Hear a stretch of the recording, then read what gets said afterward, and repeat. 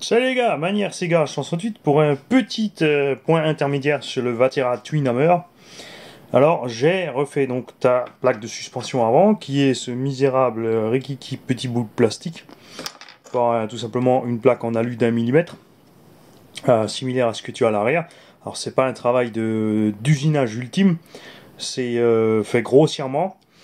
Ça a pris moins d'une minute, je te le dis franchement. Franchement, on a fait ça à la disqueuse, et puis on a pris la pièce d'origine comme gabarit pour faire les perçages.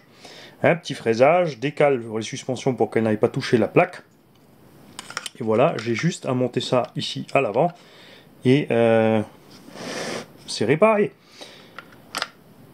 Et l'autre chose, c'est que je t'ai laissé, en fait, j'ai sorti le blocage en fait de la boîte de vitesse qui est ici. Tu as donc bien maintenant les deux vitesses. Ici, voilà, là on est en première. Et là, clac, on est en deuxième. Je vais te bloquer ça avec une petite patte tout simplement, soit vissé là-haut ou un petit système sympathique que tu pourras rapidement enlever. Comme ça, le jour où tu décides de passer sur ta transmission de vitesse, tu n'auras pas besoin de démonter la boîte, de l'ouvrir, de sortir tous les pignons jusqu'au bout. Suffira tout simplement de débloquer le système, d'installer le cerveau, ta petite radio 3 voies et t'es parti. Un petit point aussi pour tout le monde, quand vous fabriquez des pièces vous-même, souvent il y a des gens qui m'ont dit ouais, j'ai fabriqué ça moi-même, ça m'a coûté moins cher que la pièce dans le commerce. Mais quand on voit que la pièce dans le commerce coûte 5-6 euros avec les frais de port,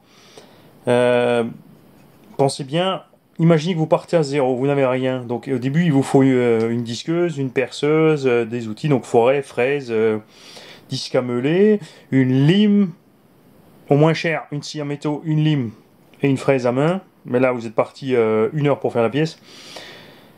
Il faut aller chercher le matériel, il faut se déplacer jusqu'au matériel, il faut revenir. Il y a forcément une utilisation de courant pour faire le matériel, donc avant de fabriquer des pièces vous-même, demandez-vous bien si ça vaut le coup.